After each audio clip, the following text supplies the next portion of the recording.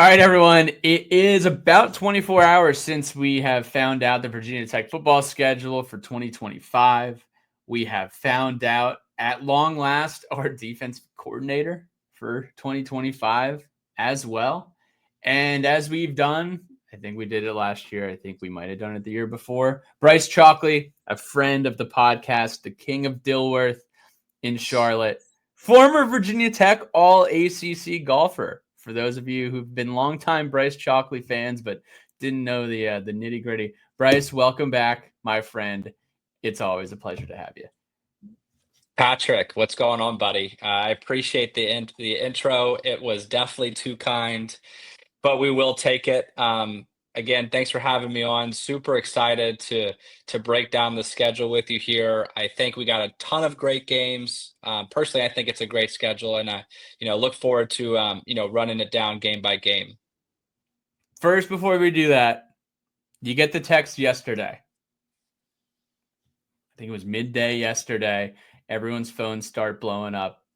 Pete Thamel, of course, Mr. Johnny on the spot in college football the last 3 or 4 years here, delivers a scoop.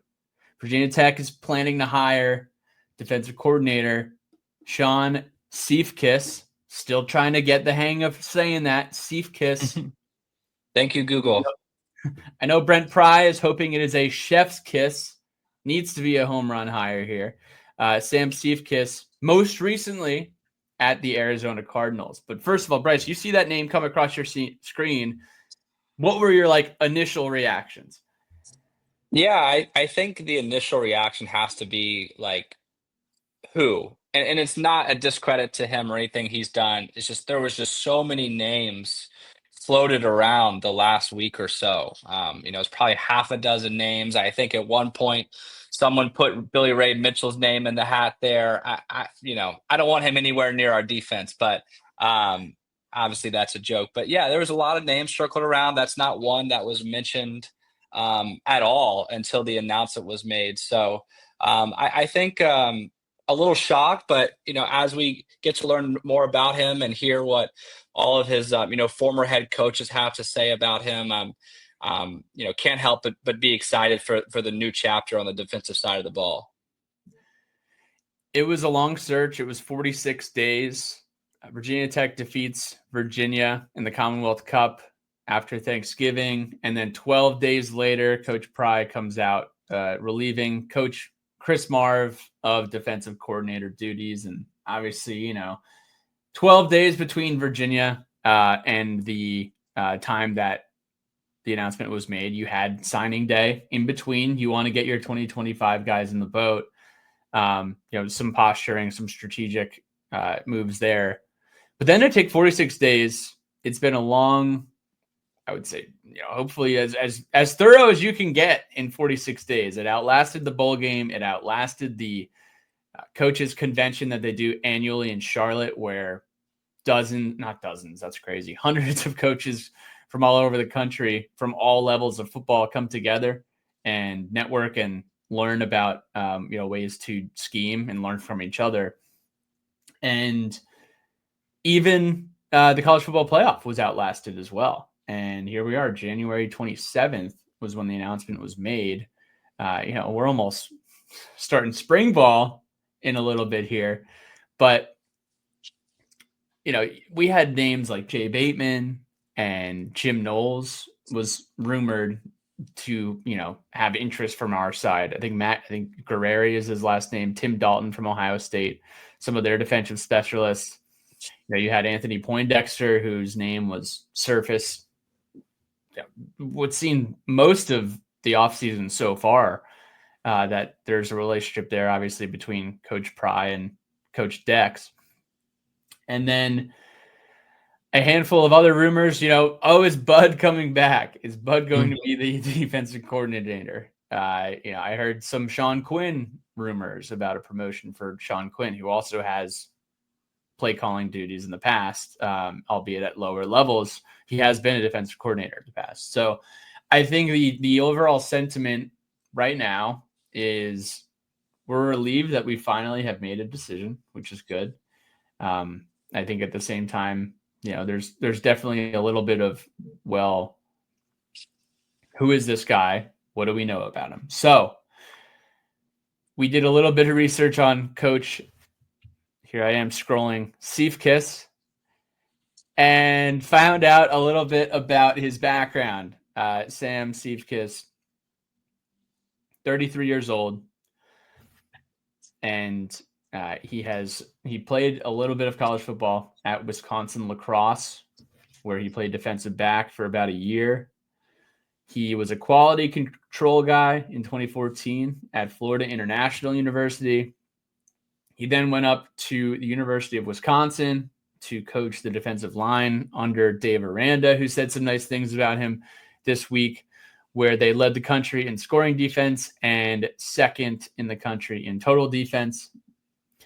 He then went to work at University of Wisconsin-Platteville, which is obviously a very small school in Wisconsin. Was 2 years as defensive coordinator there, coached inside linebackers. From UW-Platteville, he was brought up to Wofford, where he was the defensive coordinator and the inside linebackers coach. And this is kind of where, it's starting to come together here. He has some play calling experience as a college coach. Now, albeit it was FCS, it was 2.5 years, where 2018, 2019, and then you have 2020, which the SoCon, Wofford's conference, played in the spring. And I think it was in that following spring. This is kind of where he makes like his big jump, right? Because we see him move from Wofford to the NFL, right? So when the Vikings hired, Mike Zimmer goes ahead and hires Coach Siefkes. Siefkes. Yeah, you're gonna have to work on that. Normally, I'm the one that's really bad with pronunciation, so I am enjoying this a little bit. I was gonna say, once you get Sam Siefkes Yeah. and John Sheff in the same room, it's gonna be like the Spider-Man meme. You just got it's gonna be a tough adjustment, but we'll get there. Coach S had a great defense while in Spartanburg, South Carolina at Wofford. They were first in the Southern Conference in total defense and rushing defense in one of the years. And in 2 years, he won 2 championships of SoCon football. Coach O, he caught the attention of Coach O. And he almost joined Coach O's staff at LSU to be an analyst at Death Valley. That's when Mike Zimmer said, hey, we want to bring you in to coach defensive quality control for the Vikings in 2021. And then Kevin O'Connell was hired to replace Zimmer, and Coach Siefkes was retained and promoted. Siefkes. So most recently, Sam Siefkes, Arizona Cardinals, 2 years there. And he was retained after the 4-13 season in 2023. You know how it is in the NFL, Bryce. Like if you're a position coach and you have a flop of a season like the Cardinals do last year, you're usually packing your bags and skipping town. They're asking you to leave. So for his unit to to make it another year, but also you said it, the promoting him to the NFL from Wofford, there's definitely some bright sides there. There's definitely some bright spots. Sounds like someone took a chance on Coach Siefkes. And I know that a lot of folks are excited after listening to him on a podcast that discussed his philosophy. But, there's some pros and there's some cons to this hire. I think a lot of the cons are, the emotional side of our fan base right now, where we're coming off a tough season where we didn't perform. And at the end of the season, Coach Bryce said, hey, I need to make changes. And then the biggest change was firing his defensive coordinator.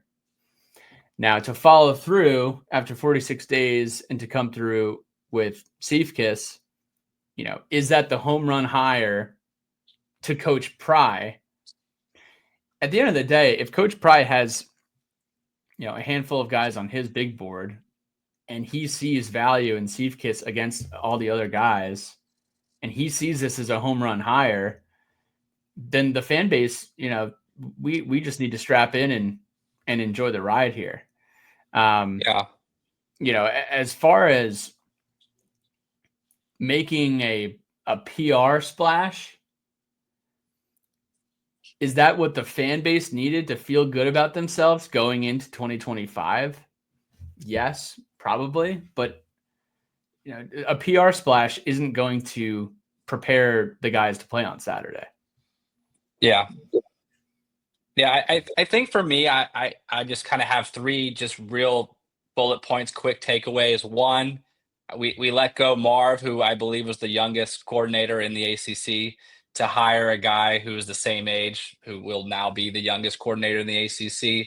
I think the fans were expecting for us to hire somebody with a little more proven experience, certainly at the Power Four level. So verdict's still out there. Obviously, we're all rooting for him. But I can't just glance over that. Secondly, I think throughout this process and how long it took, I got to give a hat tip to whoever was bringing these transfer guys in. We were able to land a lot of talent in those 46 days without a defensive coordinator announced. Kudos to Brent Pry and all the support staff and the people working behind the scenes that made that happen.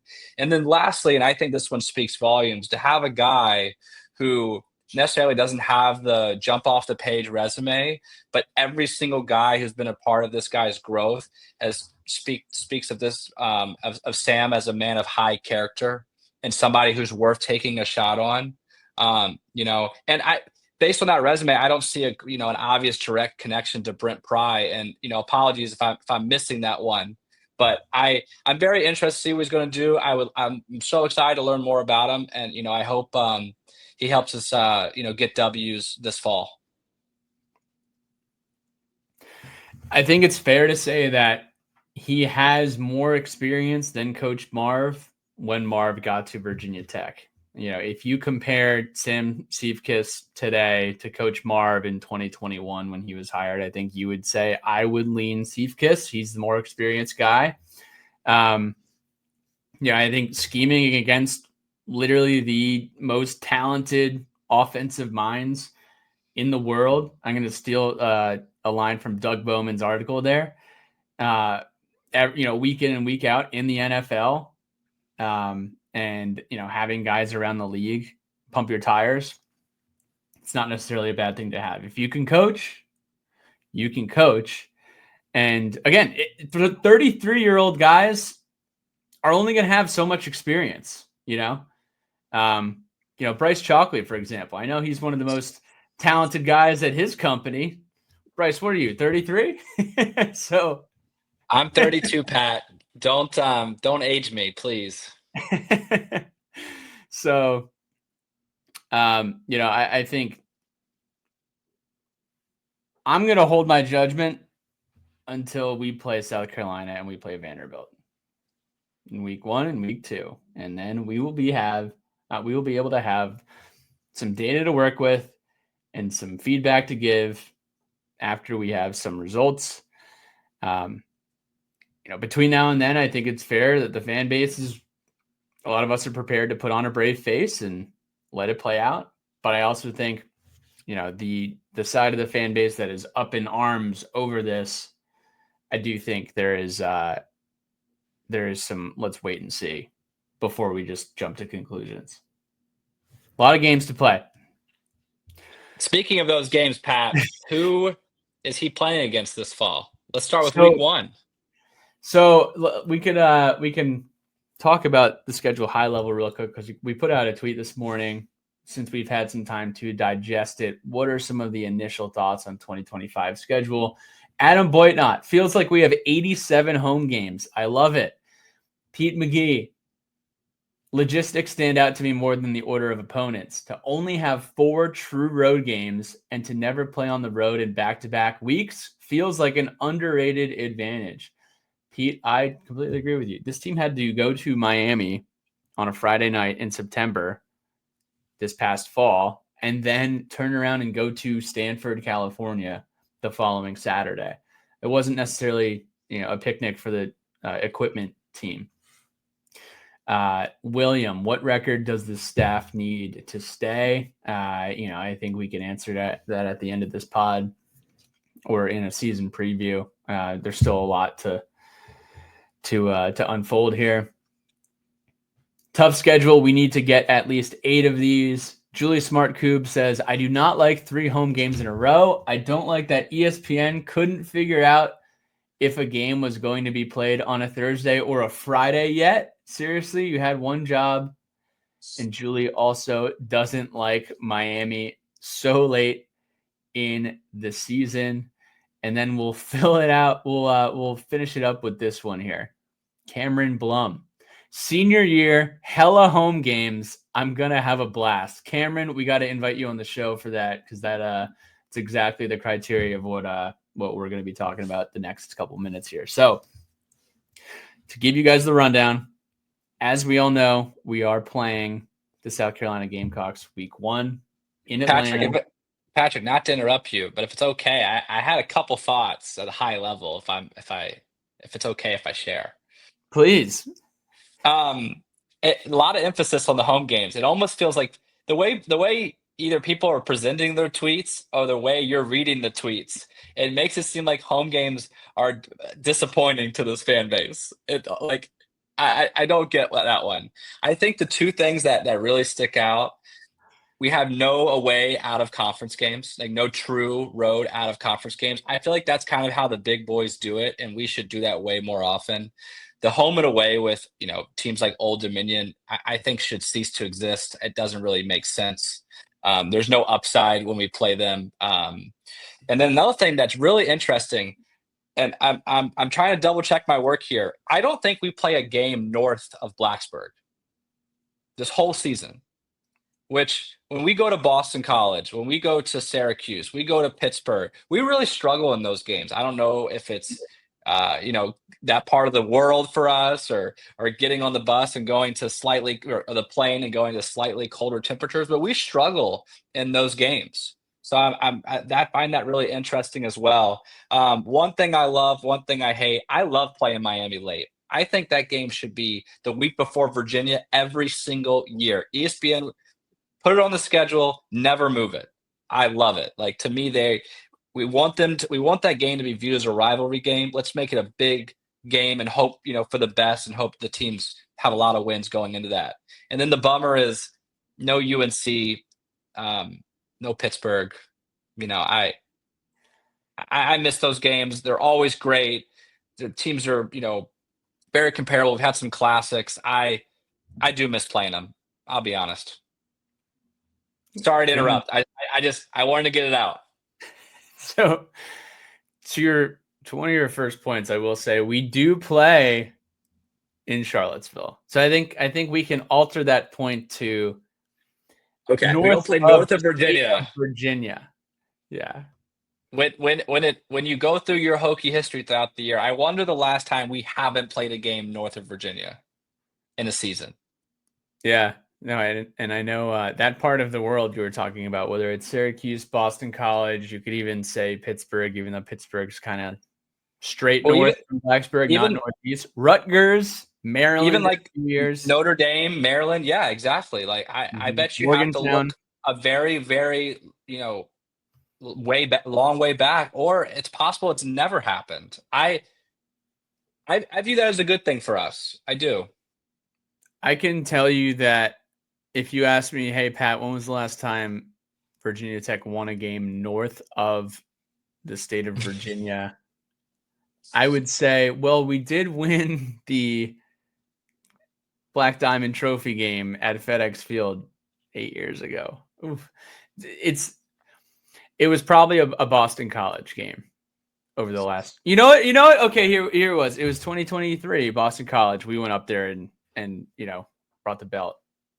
But we also won a bowl game against Tulane in DC. But I'm talking like true road game. It's not been our best performances. No, we've had a tough time. I love all the home games. 7 home games. It's the Yeah. first time we've had 7 home games in a very long time. But yeah, we'll kick it off on the neutral site. Week First 1. neutral site game in a while too. Now, 2024 was supposed to be a neutral site at First Bank or at Nissan Stadium. They did move it to First Bank for Vanderbilt. But we will be heading back to Atlanta to play South Carolina. Now, Tech has not played a neutral site game in Atlanta since 2013. And before that, it was 2009. Before that, it was 2006. All those games were Chick-fil-A games. The first was Georgia in the 06 Chick-fil-A Bowl versus Matthew Stafford. And the latter two were versus the University of Alabama. Nick Saban-led teams. Didn't It's we good to play be back. Tennessee? Wait, was the Georgia game a bowl game? The Georgia game was a bowl game. Yes. We also We are played missing the Tennessee. Tennessee game. Yeah, if you're gonna talk about that game, because I think if we're just talking opening games, obviously Alabama, but if we're gonna highlight a loss in a bowl game, I think you can't miss the big win against Tennessee. And I On New think I Year's want to Eve. say, yeah, I want to say it was what, 2009. It was a 2009 win in Atlanta on New Year's Eve. Hokies beat Jonathan Crompton and Montario Hardesty and Eric Berry from that Tennessee team, 37-14. A lot of Hokies were at that game. That was a special way to finish off 2009 after kind of a mid-season disappointment. Climb up all the way to number 4 in the rankings and then drop back to backs. But we're not talking about 2009, but it will be good to play another SEC opponent in Atlanta. RIP the Georgia Dome. Have you been to Mercedes-Benz Stadium? I have, not for a game. Macy and I went to an Ed Sheeran concert, and I want to say either 2017 or 2018. We had a blast, honestly. It was a great time. It's a beautiful stadium. I remember being very, very, very cold and telling Macy she didn't need to bring a jacket, and we had to walk about a mile to and from the stadium.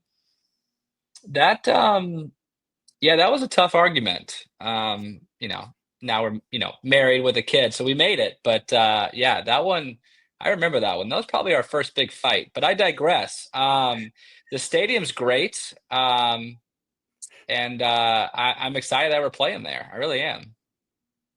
I have not been to Mercedes-Benz Stadium. However, I am pretty fired up that we are kicking off in a marquee game. They did announce that game is going to be on Sunday. Now, they also announced Notre Dame versus Miami is going to be in the night slot, which might lean Virginia Tech towards that midday 3:30, 5:30 kickoff Perfect. slot, which Bryce Perfect. definitely has a forward-thinking argument there. No, I So, just 3:30 is the best. That's it. I mean, if you're, you know, as you said, I'm almost 33, right? Like my bedtime's before midnight. I love the 3:30. I also, when you're so excited for a game, it stinks waking up and just like you can't wait for like 12 hours to go by. It's just such a long period of time. I'm just ready to go. I wish we played at 12. I'd be fine with that. Bryce Chalkley will be at the Wofford kickoff in September, as long as it's at 11 a.m. Or noon. Won't show up if it's any later. But Yeah. let's talk about South Carolina for a sec. We have said this a few times on the podcast, but we have blocks secured. Whether you're a Hilton, Marriott, Hyatt kind of guy or gal, we will be supplying you all with some discounted hotel blocks. You can plug in your rewards number. We will have that set up probably across the next week or so. We'll have that set up hopefully by the end of this week. That is the Beamer Bowl, the Battle of the Birds. You got who needs a Beamer when you're playing in Mercedes-Benz. Like, I think there's a ton of branding opportunities that Aflac should be taking advantage of here with this Virginia Tech South Carolina game. I hope a lot of people show up to this one. I know fan fatigue might have crushed some people towards the end of last year, just, with the high expectations. But I also know that this is Hokie Nation and we show up, especially at the beginning of the season in a neutral site game. So I'm I'm pretty excited for this one. I think it's going to be a lot of fun, and I think we're going to have a great turnout. Yeah, I think it's going to be a really great weekend. Big thanks to everybody that came to our event in Nashville. That was obviously a ton of fun, and unfortunately, I think Friday night was the highlight of the weekend with the results on Saturday. But we still had a great time, still put up a great effort, and I expect and hope us to do the same against a really good South Carolina team that's coming in with a lot of momentum and a lot of the same key pieces. They do have one of the best returning quarterbacks in the country, Lenoris Sellers. That team could be in the top 15. I know Shane Beamer is going to prep his ass off to play Virginia Tech. That's going to be a game that means a lot to him going into the year, especially the way that they finished this past season. They were one of the hottest teams in college football. September 6th, we welcome a familiar face and a familiar foe. Clark Lee and Diego Pavia and the Vanderbilt Commodores come to Blacksburg. An SEC opponent comes to Blacksburg, and this is not your mama's, not your father's Vandy team. This Vanderbilt team could come in as a favorite, playing in Blacksburg week 2, and what probably seemed to schedule makers when these agreements were signed long ago were, okay, we'll have the big game week 1 against South Carolina, and we'll have a snoozer versus Vanderbilt and take care of business. And unfortunately, we got 2 bowl SEC teams back to back, weeks 1 and 2. It's also not your dad's South Carolina team too. I mean, it does seem like that these days South Carolina's program has a lot more juice than when this game was originally scheduled. Yeah, it certainly does. I think there's a lot of storylines with this one. I think the first one, and it's kind of a different topic, but it's certainly caught national news, is with Diego Pavia. I don't think he was going to be eligible this fall, but he won a lawsuit against the NCAA, ultimately stating that his years in JUCO didn't count towards his eligibility. I think that's a really unique storyline that could open up to potentially more playing time for other guys in different capacities. You could have guys staying in college longer. I'm not really sure how that ruling could be a catalyst for those things, but obviously we'll wait and see. Secondly, we haven't won a out of conference Power 4 game in a bit. Obviously, I hope we take care of that in Atlanta, and we can be talking about going 2-0 at this game. But if that doesn't happen, that's going to be something that we're definitely going to be talking about at Vanderbilt, probably in excess. And we would really love to get that monkey off our back. And third, it's kind of going to be a must win for us if we don't win week 1. Going 0-2, which it's been a while since we've started 0-2. I think last time it actually went pretty well. But going 0-2, you're going to feel like the playoff is kind of already done, and it's not even the second. I mean, we're not even in the middle of September. That's going to be a huge bummer, especially the way that we ended the season last year. We're kind of looking at a must-win game at home on September 6th, which feels really odd to say, but I stand pretty strong on that one. It puts a guy like Siefkes in a tough situation where, your first 2 games are versus SEC opponents in a year where it is the prove it year for Brent Pry and this entire staff. So he will be coming into Blacksburg, and immediately his back will be against the wall. You kind of, hey, you guys get 1 year to go out and turn this thing around, and to start that way instead of having ODU, Wofford, and then a Vandy, South Carolina. But at the same time, I think last year this team was complacent, and they thought Vanderbilt was going to be a cakewalk. They thought they were going to go into Nashville and take care of business, and we saw quite the opposite happen. So, it's even like having South Carolina week 1. Really hope we have just a more of a motivation heading into the season. I don't think this is going to be the offseason where the media and the fans and, even staff, no one's blowing any smoke with this team. especially going in with the defensive coordinator that, people are not, they just don't know him. So there's no fake media, narratives that are going to be run this offseason at all for this team. And I think it's really giving this team a great opportunity to get hyper focused instead of having the big head syndrome here going into week 1. With regards to Diego Pavia, I mean, don't you wish we could have, another year of Amari Barno? Like if he could, file a lawsuit and get some eligibility left from his JUCO years. I know we had a handful of guys come from junior college. Gerard Evans had a little bit of junior college prior to his time at Virginia Tech. But yeah, should see that use case potentially be replicated across college football. Good for Diego Pavia for, going out and expressing that. Week 3 and week 4, we could kind of lump these together maybe. 2 more home games in Lane Stadium in September. Hard to complain about September games at home. It is interesting having 3 in a row. The Hokies host Old Dominion in Blacksburg on September 13th. They host Wofford in Blacksburg on September 20th. Now, I think with both of these games, you have to win by 3 or more scores. I think with Wofford, you got to win by 30 or more.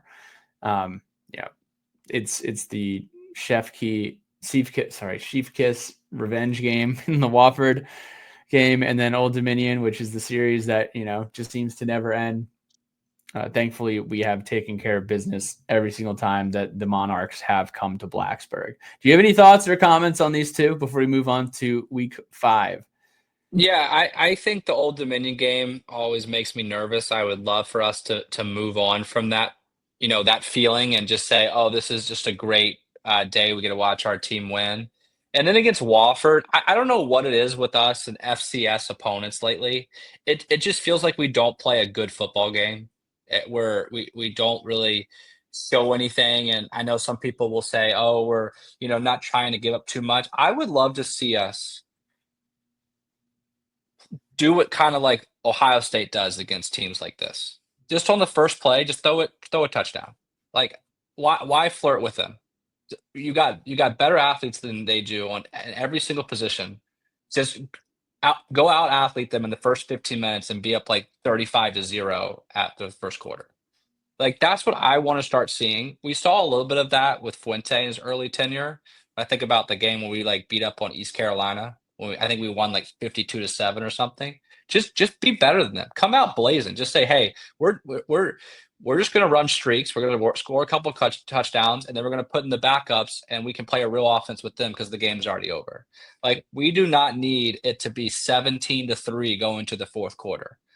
I would really like to see that culture change with those types of games. And, hopefully, when we're in the Wofford game, we're sitting there at 2-1, 3-0, building momentum with the start of the ACC stretch to follow. 3-0. Wow. Okay. I said 2-1 or 3-0. I'm being realistic, but we all know that's what we want to see going into that Wofford game. I mean, what is keeping Brody Adams from having 3 touchdowns against Wofford defensive backs? I'm with you on the athletic thing. And seriously, I know like Ohio State's an easy example to use because they just won the national championship, but go watch them when they play Kent State. It's 28-0 in like 9 minutes because they're like, hey, there's not one person that can hang with, Jeremiah Smith, for example. All I need is a little time, and he's going to be open. I'll just throw a bomb, he'll score, and we'll go back to the sidelines. Like, there's no reason to make the game close. There's no reason to even give them hope. Like, let's just end it quickly and, be done. take care of business on defense, too. Don't do anything stupid on special teams. Week 5, the Hokies begin their ACC slate. Similar to 2024, Tech goes on the road at the end of September. Last year it was Miami, and we did talk for hours on end about that Miami game. This year it is at NC State. Now, this is fun because we do get our North Carolina game. It was Duke this year. You get to.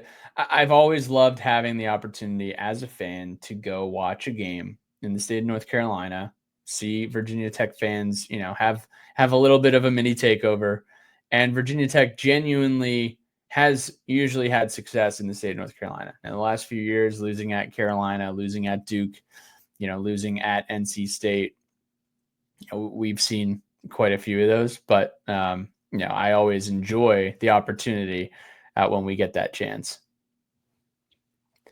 NC State too. That's a fun stadium. If you have not been to a game in Carter Finley, good atmosphere, similar to Virginia Tech. I think a lot of national or ACC, writers or even NC State fans will try to claim Carter Finley as like a top 3 environment in the ACC. I think they're knocking at the door. I think Virginia Tech. It's just convenient too. They have all that infrastructure right there. It seems like I haven't been to a game there. I've been to a few Hurricanes game, which is in the same complex. Mhm. It seems like a great place to watch a game. I'm a big Raleigh guy too. Like I know I'm a Charlotte guy through and through, and I'm not going to get into which one's better. Where we live, but I digress. Raleigh's a great city. I really enjoy it. I think if you're, looking for a road trip, it's a place we don't play all the time. I feels like we've played there more lately than we, you'd be surprised. But I would encourage people, especially if you're sitting there at 3-1, like make the trip, have a weekend in Raleigh. It'd be great. I was there in 2022. We played there on a Thursday night. We squandered like a 21-0 lead. It was really, really tough sledding there. Yeah. Carter Finley Stadium is a great place to watch a game. I will not put it in the top 3 of ACC places to watch a game. I do think they just did a renovation to like their speaker and sound system, which was pretty awful, but they do have a great fan base. They also have live music in their parking lots, which I really wish we had a little bit more of in Blacksburg. But make that trip if you want to make a road trip this year that isn't Atlanta or isn't Florida State. Head on down to NC State. The UVA game's a given. You guys will all be there. October, we'll turn the page to the pumpkin month, and Virginia Tech hosts Wake Forest on October 4th, a Saturday in Blacksburg for the 6th consecutive game of the season. Wake Forest has not been very good over the last few years, and it's actually been kind of a sad, tale here. They made the ACC championship game, right? When they played Pittsburgh. Kenny Pickett, that they were in that game, correct? Is that 2022? And since then, they've only won 6 I think it's 21. Yep, the fake 2021. Yeah, you're right. Since then, they've only won 6 ACC games. They seem to be struggling a little bit in this new NIL era, which no one loves to see. This should be a game that we have no business losing. And it's a game that, again, we should take care of business early and be one we kind of just get to enjoy. That's kind of my first thoughts on this one. Jake Dickert was named the new head coach at Wake Forest in December, and we will see what Jake Dickert is all about. But yeah, this program has not been particularly flourishing as of late. When you win 6 total ACC games in 3-4 years, clearly not on the upward trajectory. But I would like to see them make their way back there. Following the Wake Forest game, Virginia Tech goes down to Georgia Tech, a return visit to Atlanta. This is not your father's Georgia Tech team. Georgia Tech, Brent Key, you guys all watched that Georgia Tech game on Thanksgiving weekend, and you all saw Haynes King and what he could do and what he is capable of, and they are extremely well coached as well. That's not going to be a walk in the park in Bobby Dodd. You've been to Bobby Dodd, didn't you go in 2011? I went to a Thursday night game. I think Logan Thomas had 5 total touchdowns. They could have all been, I'm not sure if they were all passing, but I do think he had 5 total touchdowns. I think the final score was like 35-28 or something like that. I remember it being very, very cold. Um, this game does scare me. I think Georgia Tech is, when you look back at them last year, they were somewhat underrated. I know Haynes King was banged up. I think their other quarterback that came in and played really well. I can't remember his name, but I believe he was a true freshman. I'm not sure if he's returning or not, or what that looks like. I don't want to go as far to say that Georgia Tech is a dark horse to win the ACC, just because I don't want people to make fun of me if they go 6-6. But that's certainly a team that's heading in the right trajectory, and one that could be very successful with their location there in Atlanta. They played a lot of really good football games last year, and I think that's going to be a really, really hard game. I just hope that we go into that game at 5-1 at minimum, and we have a real chance to say, hey, like this is going to be a fun into the year. I hope that's where we're at. That game is going to be really fun to watch. It's going to be a pivotal game in this schedule, considering the following week is the bye, and then Yeah. it gets a little squirrely after the bye week.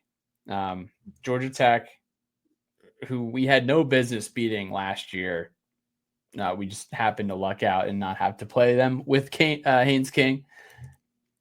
I know they'll have that on their mind as well, knowing that they had to leave Blacksburg with a loss last year.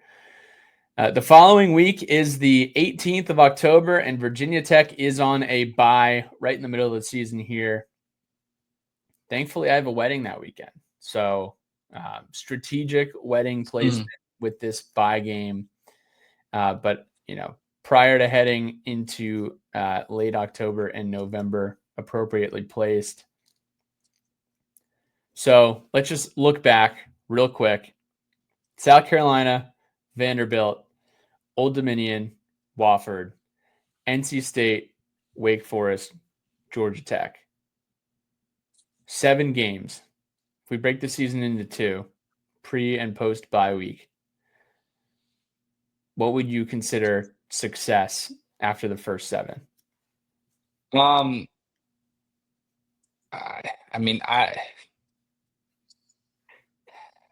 it's tough to say. I've obviously gone through these things a lot, and sometimes you get stuck wearing your maroon and orange glasses. Um, my first instinct is saying 6-1, right? Um, I think the only thing we can't see is the 3-4 record. I think that would really be disappointing, because I think we'll be favored in probably 5 games. I think we'll be favored against Vanderbilt unless, we get blown out against South Carolina. Um, probably 5-2 if we're being honest. I would love to see 6-1 and see every game matter, after that. I think, um, if we were to win, that 5-game stretch from Vanderbilt to Wake and lose close to South Carolina and Georgia Tech, I think a realistic fan base should be encouraged based on our previous results. Um, but I want to say 6-1, but I think 5-2 is the right answer. I think 4-3 were kind of so-so, and 3-4. I think you're starting to hear rumors of bigger changes than just a defensive coordinator being replaced. Yeah, the the 2024 team against these first 7 games, you would think, okay, this team needs to be 6-1 at this point after these 7. I definitely think 2025 new roster, new defensive coordinator, strength, and an offensive line coach, regress by a game. I think the definition of success would be 5-2 after the first 7 games. NC State, we didn't remark on NC State much, but I do feel like they are a hurt puppy. The Wolfpack are in a tough place with Dave Dorn right now. They might be on their last leg of Dave Dorn. So that's again, going into Carter Finley, it's not an easy task, but I don't think it's going to be your average NC State team of late, an 8-9 win team, NC State Wolfpack. Now, as we go into the last 5 here, come off the bye week, and we head back home to Blacksburg. Virginia Tech will host Cal for the first time ever. We think this is the weirdest game on the schedule. Honestly, I have a copious amount of notes here. I actually forgot them on the schedule. I was looking here going, why are we only playing 11 games? It's a weird matchup because we've never played them, or have we? Sorry, we've never. Did we play them in a bowl game or something? We've played them before, right? We played them in the Insight Bowl. Aaron Rodgers, 52-49. It was an absolute shootout. But it's a weird game, and if it's on a Friday, which is always odd too, it's not forgettable, but I guess it is. I guess I forgot it. I don't know. It's just kind of weird. Seeing Cal on a Friday night in late October in Blacksburg, like it feels like I'm at a different game than a Virginia Tech one. It's going to be different. That's all I got. Who the heck scheduled us versus a Pac-12 opponent in October at home? I hope it's Thursday. I really do. I agree with Julie. Why is ESPN, not figuring that one out? Hey guys, Thursday night football, Blacksburg, Virginia Tech. Like, you've done it the last 2 years. Like, Matt Berry literally loves that stuff. Like, let him come back down again. Not sure what we're doing there. Hopefully they announce that as a Thursday game. Do we know the other game that's currently being flexed? If it was is there another game or like a set of games? I don't know how that works. I haven't seen anything, but it could be. Here's the thing: it's probably an ACC game because they've been doing those Friday ACC games, like us at Miami last year. So I'm not sure. I guess we'll have to figure that one out. I really hope that they would put Tech versus Cal on ESPN versus an ACC network on Friday. Cal's mascot, kind of creepy looking. The memes last year, the Calgorithm, what was it? Convicts versus communists when Miami went out there. College game day was at Cal. And it was a great scene. It looked like a lot of fun. Yeah. Those kids were up early. So shout out to the Cal Golden Bears. I hope you guys bring everyone out to Blacksburg. That must be a trip, by the way. Our boy Jack is a Cal grad. He might have to make the trip. Knowing him, he won't sit with us just because he's a funny dude. But he's now an ACC guy and can see his team play in Blacksburg. I would bet money that he will be there, which will be great. He's always a ton of fun. That would be exciting. And Aaron has a handful of friends who went to Cal or played lacrosse at Cal. So we are circling that one as well as a big weekend in Blacksburg. I don't know if we've ever played a California team at home. I don't think, Stanford, Cal, SC. I don't even know who else would be, you would know better than me. It's an adjustment. Let's just kind of leave it at that. I hope we win. On to November, following the midweek / end of week work week game that we don't know when it's on. That just makes it so funny. One, we're playing Cal at home. Two, the date is actually still in limbo. I actually looked it up too, and obviously it says will be played on 10/23 or 10/24, expecting there's another game kind of like that. I'm not seeing anything. So I don't know what we're competing with there. I don't know, what puzzle pieces have to come together for us ultimately to select. Do you want it to be Thursday night? Like, is that your preference? Do you want a longer weekend, or do you like Friday? For some of us that still work in offices, we could maybe not have to take the day off. I don't know. I mean, we're kind of closer, but if you're coming from DC, like what are you rooting for there? I'm rooting for Thursday. I just, I think the Thursday game, it's what Virginia Tech does. It's what Virginia Tech does well. I think, the track record of beating Syracuse and Boston College in back-to-back years at home on Thursday nights by, 2 or 3 scores has been really great. You had Bashal Tutin break a record on Thursday Night Football versus Boston College this past year. Like, I think we should continue that trend, keep it rolling, keep that Thursday tradition alive in Blacksburg. Now, speaking of interesting, Louisville has been in the ACC since 2013 or 14, their first year in the ACC. Doesn't matter. We I played feel them like you're one going to tell time. me. Really, just one. I know you were going to say they haven't come to Blacksburg, They which have not come to Blacksburg. I remember we watched the game. You were renting a house, closer to Ed's Tavern, and we watched when we played Louisville. Did we beat them? I feel like we beat them. So we beat them at their place in 2020. That was like a kind of a wild game. Yeah. Tutu Atwell and a couple other talented athletes on their team. And I want to say Khalil Herbert went off that game, and Hendon and James Mitchell and Trey Turner had good games. Man, that 2020 roster was so good. I'm so bummed of how that unfolded. Yeah, so we have played them twice since they've joined the conference. Okay. I would say once, and just once was 2023, but that's not true. Twice. 2023, we went down there. We didn't get off the bus. This is when we were on somewhat of a hot streak. The ACC was still within grasp, but totally blew it in Louisville. That was in November of 2023. Them coming to town in consecutive weeks with Cal coming to town just is so different about this schedule. But yeah, it definitely, looking at the last 5 games, we've never had anything like that.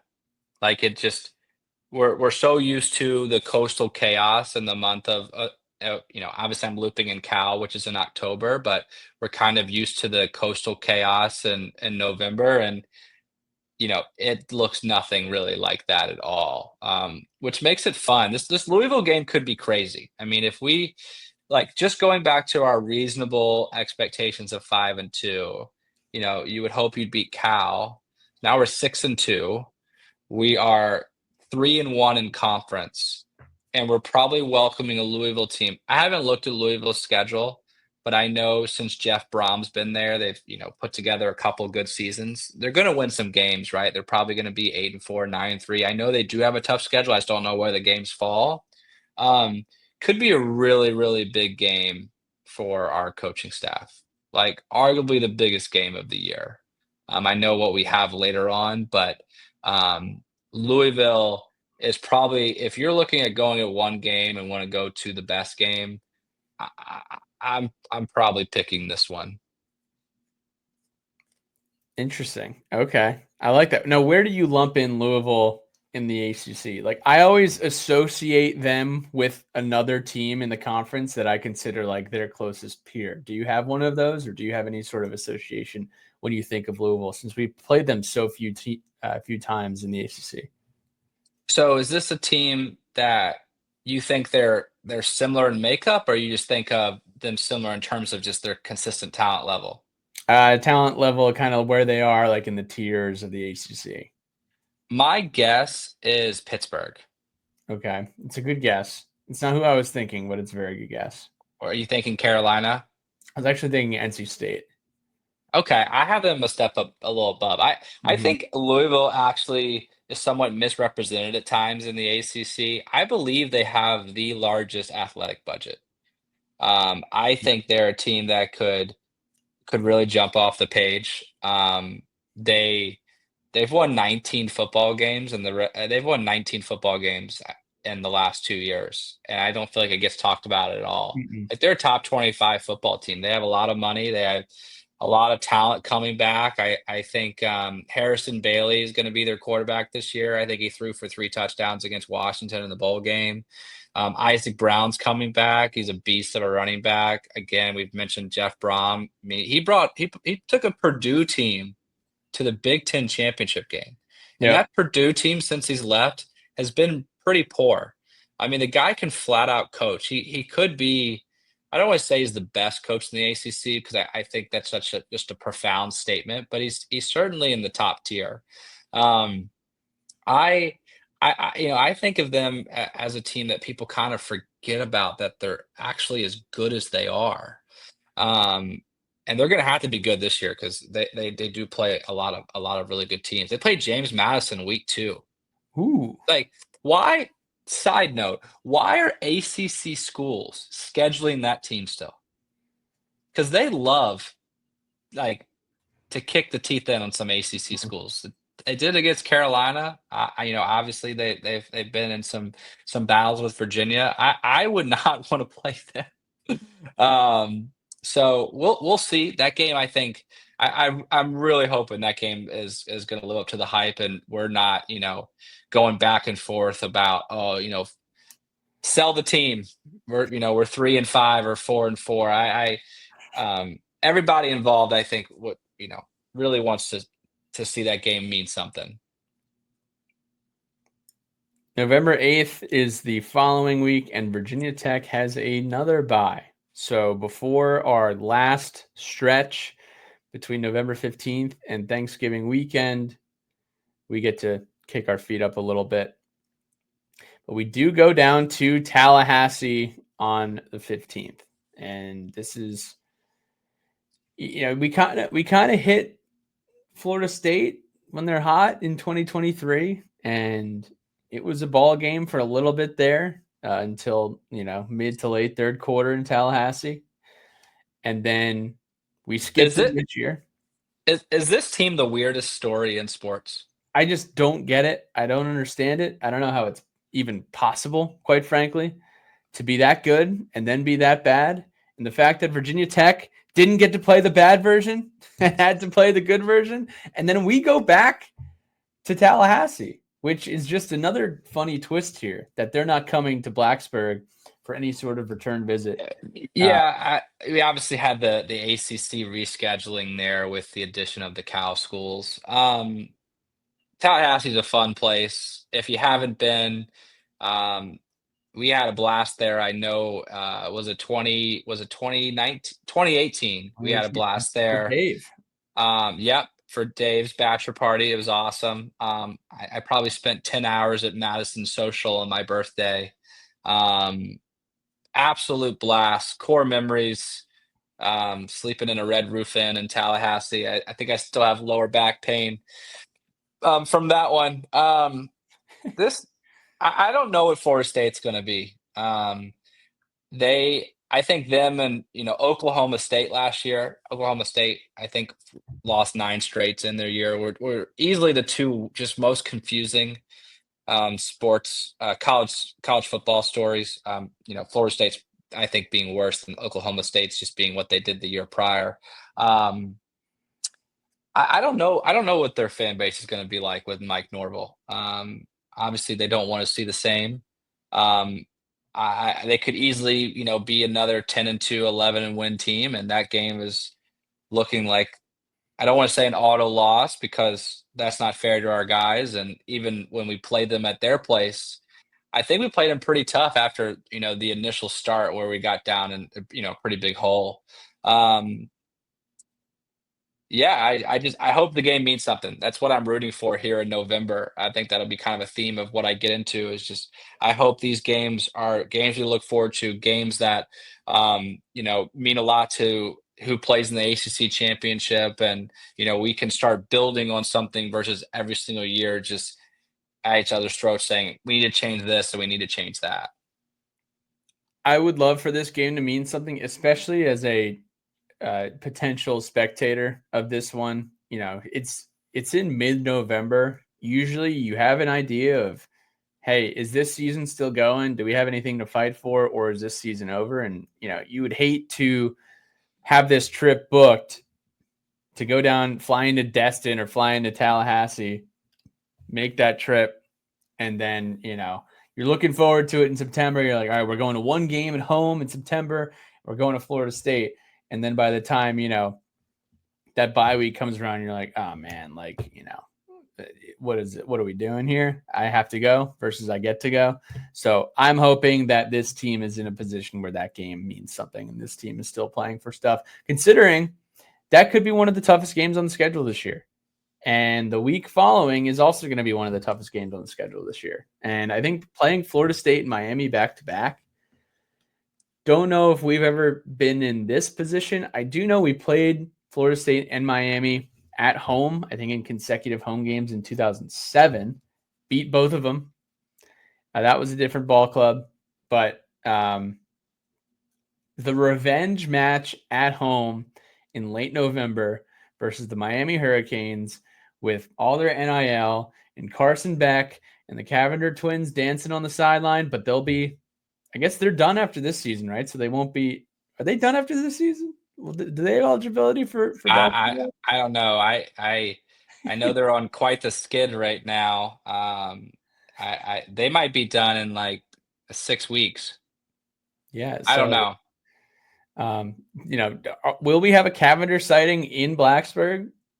Remains to be seen, but I know some folks will be on alert, and the Miami Hurricanes will be coming back to Tech after the controversial ending in Coral Gables last year. Miami Gardens, Hard Rock Stadium, just the call that just ripped our hearts out across Hokie Nation.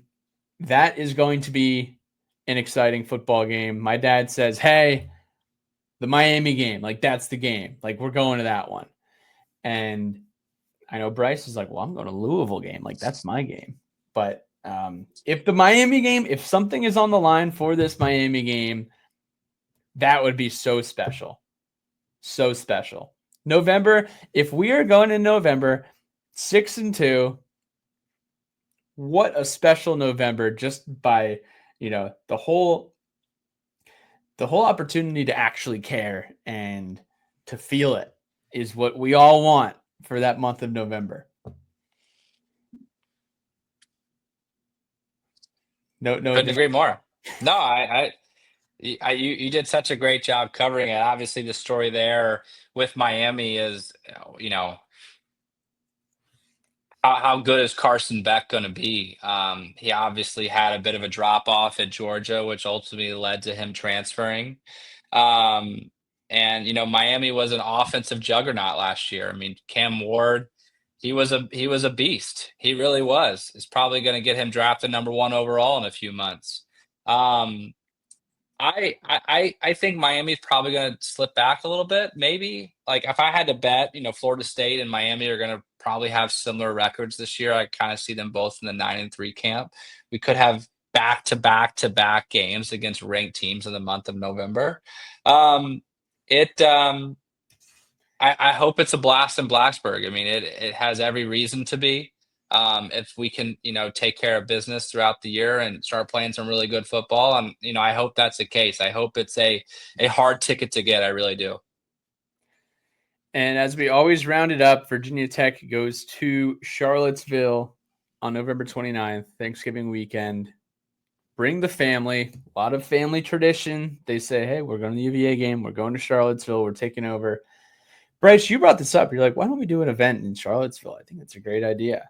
I think we should. I love this game at Charlottesville. I mean, obviously, my wife's from Charlottesville. She has family still there. I'm from Richmond. My family usually comes. It's been an absolute blast to go to. It's so much fun. Um, we usually play our best football against Virginia. It's funny. Sometimes teams play worse when they put a game on like above all others.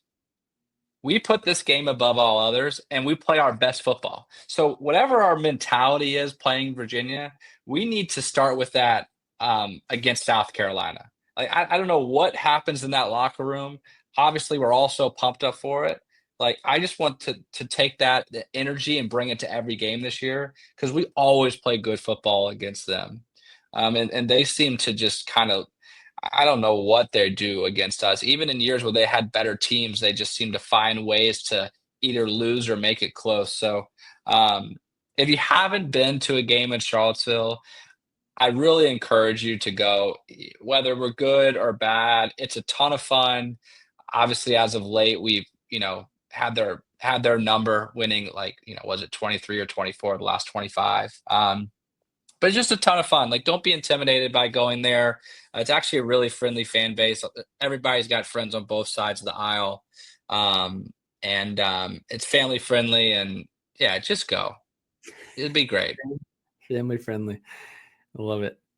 I will be there. That's happening. Hopefully, get the whole family there. We do have the Blacksburg town home now, so games are going to be easier to have the lodging for. Bryce, for Louisville, give me a call. I know you got your spot, but we'll see what's going on for Louisville, and then maybe it's a Thanksgiving in Blacksburg. Never done that before. Could be exciting, but I stamp everything you said about going to that game. It's always just so much fun and taking over and seeing all your friends there who've made the drive from Nova or Richmond or Blacksburg or where have you. So that wraps up the regular season. Hopefully we are all here in Charlotte the following week. I know the odds of that happening are going to be low, but you know how this fan base loves their Hokies. So we're going to do 3 superlatives before we let you guys go here. We're going to play a little game. We did this last year. We're going to do it again. Bryce, we just went over 12 teams that we're playing this year, 12 games. We're going to go through the Let Mike Cook day trip, the weekend trip, and the picturesque commercial for Virginia Tech weekend. So we'll start with the Let Mike Cook. Now, if you all are fans of the pod and have listened in, you might know about the legendary Purdue game a few years ago. Bryce, do you want to set the scene about the Purdue game and what the Let Mike Cook game is? Yes. First of all, shout out to our guy, Mike Russell. We hope to get you back to a game this fall. Hope to see you allow you to see a winning game this fall. I know it's been a while, but yes, the Mike Russ Cook game, the famous Purdue Rain game, was the very first game that my wife let me go to after we had our first child. Pat pulls into my driveway 5:30 in the morning, 6 in the morning. I don't know how early it was. Honks the horn. Yeah, so right out of the gate, just making friends. Go to the game, tailgate. Um, Obviously we get hit with the weather delay. My wife calls me all bummed for me because we got to head back because the game's suspended indefinitely. Except the boys had a little different plans, and we rode it out and stayed the entire time. And I think we pulled in at about 2 in the morning, and my poor wife had spent close to 24 hours straight with a 3-month-old. So I the Mike Russ Cook game is it has a negative connotation here in this family. But that being said, I think the day trip game, and obviously it depends on the time and stuff. I kind of put it the Old Dominion game. Um, and the reason why is, the theory is it's a game where you would leave Charlotte, drive up, and then come back, right? You're not doing a big weekend. I think as you get further down the schedule, an ACC play, if you're making the trip, you want to make maybe a weekend out of it. Old Dominion, if it's a noon kick or around that time or 2 o'clock, I feel like we've played them at kind of odd times lately. It should be a better game, hopefully, than say the Wofford game. You see the starters, great time to be back. Weather should be great. Again, we should get a win. I think that's my road trip game or day trip game. Sorry. Pack up the Yeti, go pick up Mike Russell.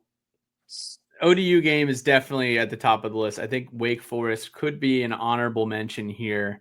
I'm interested to see what weekend homecoming is. I know they've been doing homecoming like mid-October, and that's usually a 3:30 or noon kick, which is also, a good target for the Let Mike Cook. I'm pretty sure it is the Wake Forest game. I think that's our only Saturday game in October. I think it is the Wake Forest game.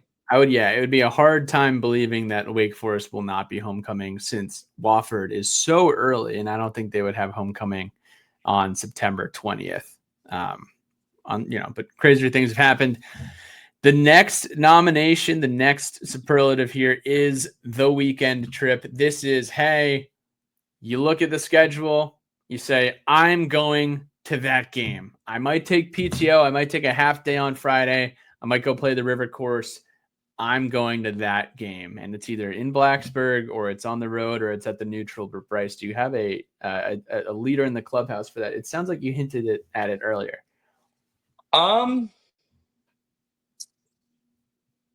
Ooh. Yeah, I think it's got to be Louisville.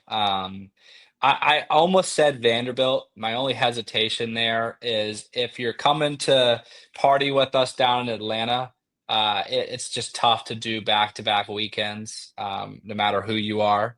I would say the Louisville game. It's not going to be the obvious pick like Miami, so there might be some more choices for you.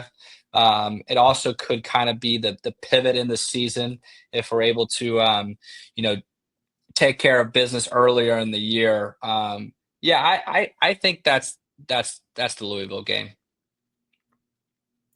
Hard to argue with that. I do think that September slog is going to be tough. Consecutive weeks after, we're hoping everyone shows up in Atlanta. That's essentially, the season ticket holder who lives, within driving distance of Blacksburg is going to have to, pull out from one of those three. If they're going to South Carolina, you would think. I don't know, but there's going to be a ton of guys and gals who are there for all four of those games. So, more power to them. And I tip my cap to them. But I'm with you on the Louisville game. I think that is the game, that game in Miami, which leads us into the picturesque commercial for Virginia Tech game. This is they should shoot the commercial on this day. That halftime spot that goes on ESPN. You got the leaves changing. You got the nice shots of the drill field. It's like mid fall, so you kind of get like a little bit of like that daylight is waning glow before sunset. I mean, the commercial. It's all about the commercial. I'm gonna jump the line here, Bryce. I'm gonna cut you in line here. The Cal game for me, despite it being against Cal and them not being a familiar foe and things might feel a little different that day, I do think that is the game. It's late October. You're going to get some great foliage. You're going to get the tailgates rocking all over. I think that's the game for me. I'm going to zag you there, and I'm kind of more going to just create the scene. If I could draw it up, it's a little better than that for me. I get that's the easy answer for you, and that's fine. I think the real picturesque moment is seeing an 8-2 Virginia Tech team. It's 24-24. Miami just kicked us the ball back. Start of the fourth quarter, offense is coming onto the field. Adam Bronze is 2 rows over, telling them to play Mo Bamba. That to me would be the commercial, and like you can feel it. Like you probably have a little goosebumps right now just thinking about it. Maybe it's a night game. I don't know. Maybe I'll make the one exception to be grumpy about the night kick. That's what I really want to see. Is that picturesque Virginia Tech? Yeah, of course it is. But it's really just what I want to see. That's the moment that we all want this year to have a chance to make the ACC championship, for that game to mean something, and for us to be in it late in the fourth quarter. That's the commercial for Virginia Tech. I've heard enough. That's it. I don't know who's writing the ACC script in Charlotte these days, but I think we just got a great nomination for the Virginia Tech spot, and we're going to have to send that over to Taylor Tannenbaum and Eric McLean and that crew, because that's all we want right now is Adam Bronze, a few libations deep and turkey leg in hand, getting so fired up about Mo Bamba. However, you said we'd be on offense. I kind of want us on defense. Up like a third and 9. Like they let the clock come out because they're like, oh, we're just gonna, and the crowd just kind of builds and builds and builds. Okay, that's fine. I'll give you that. You're essentially taking a big bite out of Miami 2011, which I believe was like an early October game, and paste. You're doing the copy paste. You're copying it. You're pasting it to 2025, but it's later in the year. And Al Golden is calling timeout, and he's freaking out, and he's seeing Enter Sandman come on, and everyone freak out, and then we all know what happened next. I would love to see that, especially with Miami. I mean, you want to talk about just a great storyline for college football, especially after last year. So, Bryce, always appreciate you coming on. Did you want to give any final thoughts, any shout outs, or anything else that you wanted to get off your mind here? Nothing really here. I'm excited. Well, I'm actually let me take that back. I'm actually looking forward to a little break of football. There's been so much consumption lately, and it's going to be a welcome break. But it is exciting to start talking about this fall. I know there's a lot riding on this year. Would love to see the guys have some success. I know the fan base is hungry for it. It all starts week 1 in South Carolina. I hope we come to play. We're going to need to. It's going to be a tough team, but it's going to be a super fun weekend in Atlanta. Be on the lookout for all the information Pat's going to share.